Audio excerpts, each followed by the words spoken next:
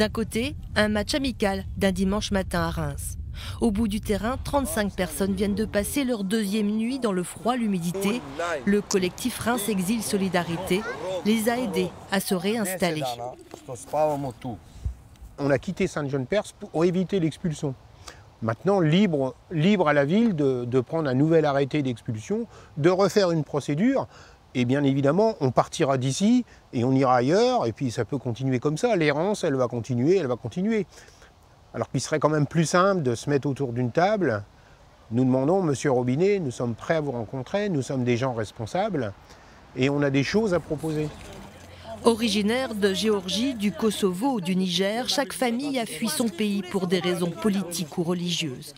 Avec la venue d'Alexandra, une bénévole qui parle russe, serbe, anglais, les familles peuvent enfin se livrer sur leurs conditions de vie, présentes et passées.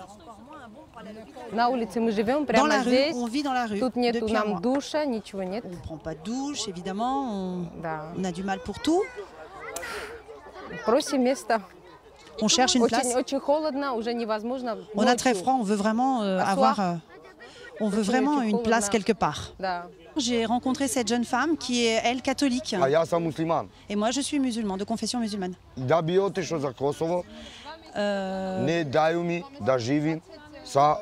Alors, j'ai voulu retourner au Kosovo, mais ils m'ont interdit d'entrer avec elle. Quant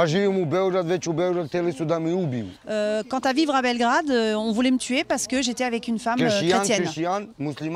Voilà, les musulmans avec les musulmans, les chrétiens avec les chrétiens. Freedom a fui le Niger en raison de son orientation sexuelle. Là-bas, l'homosexualité est condamnée, il a été torturé, 2 de ses amis sont morts. Aujourd'hui, il espère rester en France. Je veux bien vivre en France. Je veux retourner à l'école et reprendre des études d'économie.